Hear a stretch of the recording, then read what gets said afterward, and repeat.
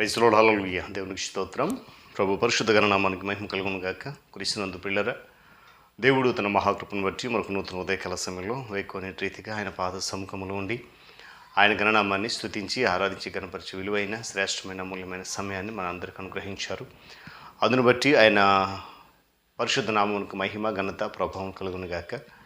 క్రీస్తునందు ప్రియులైన దైవజనులు, స్నేహితులు, విశ్వాసులు, సహోదరి సహోదరులు, ఈ కార్యక్రమాన్ని వీక్షిస్తున్న ప్రియ దేవుని బిడ్డలందరికీ యేసుక్రీస్తు వారి ఉన్నతమైన నామంలో ఉదయకాలపు శుభములు మరియు వందనాలు తెలియజేస్తాను. మీరు అంత బాగున్నారా? చాలా సంతోషం. రండి, ఈ దినం కూడా మేము ప్రేమతో ఆహ్వానిస్తూ అనుదిన అభివృద్ధి ఉదయకాలపు ధ్యానాలు ఉన్నటువంటి ఈ ఆధ్యాత్మిక కార్యక్రమం పాలుభాగస్తులై వాక్యాన్ని ధ్యానించండి, దైవాశీర్వాదాలు పొందండి. మీ దగ్గర బైబిల్స్ ఉన్నాయా? తెరచుకోండి. లేని పక్షం చదివే మాట విని గ్రహించి వాక్య ధ్యానంలో పాలిపక్షులు కమ్మని మనవి చేస్తూ నేటి దిన ధ్యాన వాక్యంగా మత్తయి సువార్త 13వ అధ్యాయము 28వ వచనాన్ని చదువుతూ ఉన్నాను.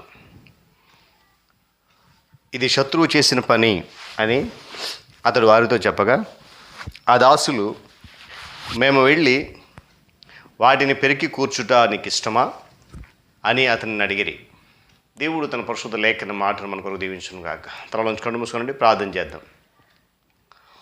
ప్రేమ కలిగిన మా తండ్రి, మహోన్నతుడ, మనోహరుడ, సర్వాధికారి స్తోత్రాలు, సర్వశక్తిమంతుడు మీకు వందనాలు. ఈ ఆధ్యాత్మిక కార్యక్రమాన్ని అనేక దినములుగా నాయన కృపలు నడిపిస్తూ బలపరుస్తున్నావు, ఆధ్యాత్మికంగా జీవిస్తున్నావు, ఆత్మీయంగా బలపరుస్తున్నావు. ఈ కార్యక్రమంలో ఎలాంటి ఆటంకం లేకుండా క్రమముగా మర్యాదగా నేను ఆ మహిమాత్మే చూస్తున్నాను. అనేక మంది బిడ్డలకు ఆశీర్వాదకరంగా దేవునికరంగా మలుస్తున్నాను. దానికి స్తోత్రాలు. ఈ దినం కూడా రీతి నడిపించి నీ కృపలు భద్రపరచండి. యేసు నామమున అడుగుతున్నాను తండ్రి, ఆమేన్.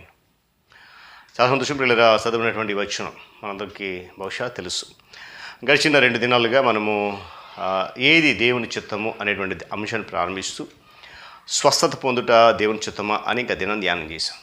ఈరోజు మరొక మాట ఏంటంటే, గురుకులను పెరికివేయట నీకు ఇష్టమా, దేవుని చిత్తమా. అది గోధుమ పంటతో పాటు గురుగులు కూడా ఎదుగుతూ ఉన్నాయి.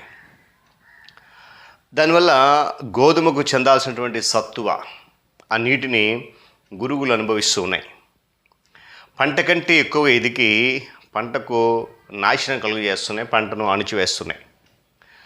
సాతానుడు విస్తున్నటువంటి గురుకులను పెరికివేయటే లోక జ్ఞానం.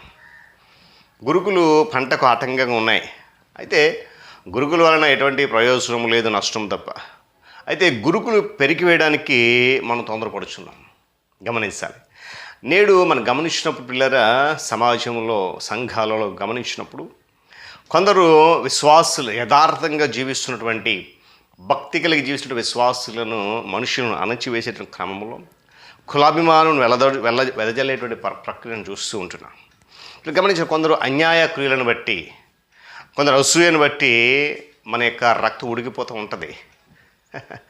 అటువంటి గురుకులను లాగేయాలని చెప్పేసి మనం చాలా కోపంతో ఆత్రుత పడిపోతూ ఉంటున్నాం. వాక్యం చాలా స్పష్టంగా జ్ఞాపకం చేసింది. ఏమని?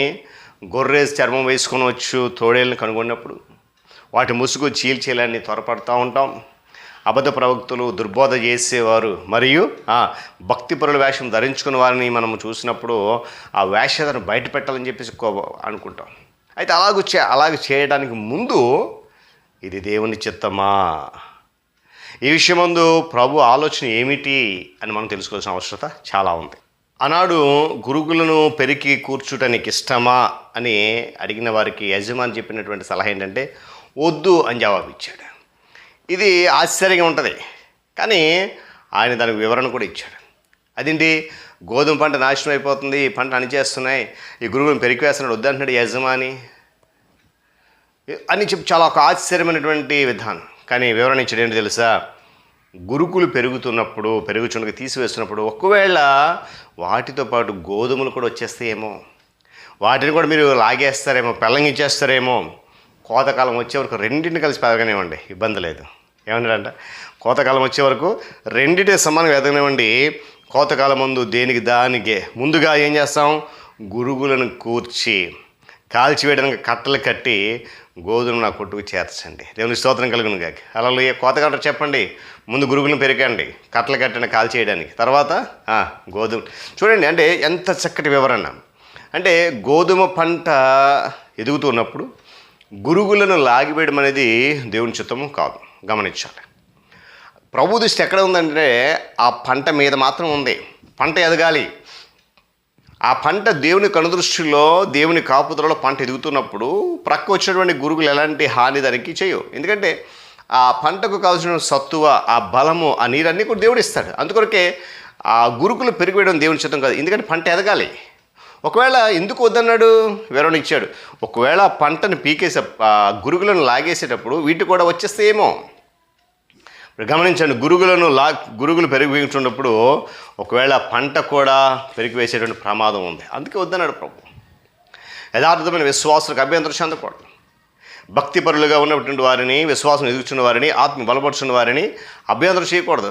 ఎందుకంటారు కదా, చిన్నవారిలో ఎవరైనా నష్టపోవడం తండ్రి చిత్తము కాదు. కాబట్టి ఉదయకాలం గమనించండి, ఏ దేవుని చిత్తం అంటే ప్రతిదీ అంటే దేవుని యొక్క ప్రణాళిక, సంకల్పం మనం కనుగొనాలి. దాని కొరకు ఎదురు చూడాలి, వేచి చూడాలి. గురుకులను పెరికివేయాలనే ఆసక్తి మనలో ఉంది.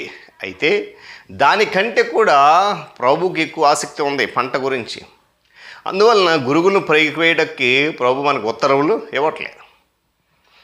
లాగేయండి అన్నాడు అనుకోండి, మనము ప్రతీది కూడా అందుకే వద్దు అన్నాడు. కనుక దేవుడిలో గమనించండి, ఒక విషయాన్ని మనం మర్చిపోవద్దు. గోధుమను ఎదుగునట్లు చూడడం మన బాధ్యత. గురుకుల సంగతి ప్రభువే చూసుకుంటాడు. తిరుపతి దినం సమీపిస్తూ ఉంది. ఆ దినం వరకు మనం వేచి చూద్దాం. మన పని మనం చేద్దాం. దేవుడు మనకి ఏదైతే బాధ్యత ఇచ్చాడో ఆ బాధ్యత నెరవేర్దాం. ఏ క్రమం అయితే మనకి ఇచ్చాడో క్రమాన్ని పాటిద్దాం. ఏ మార్గం మీద నడవమని ఆ మార్గం అడుగుదాం. ఏ మార్గం అనేకులను ఆకర్షించి నడిపించమన్నాడో నడిపిద్దాం. మిగిలిన పని దేవుడు చూసుకుంటాడు. దేవుడి మాటలు మనకు దీవించును కాక. తల కన్ను మూసుకున్నట్టు ప్రార్థన.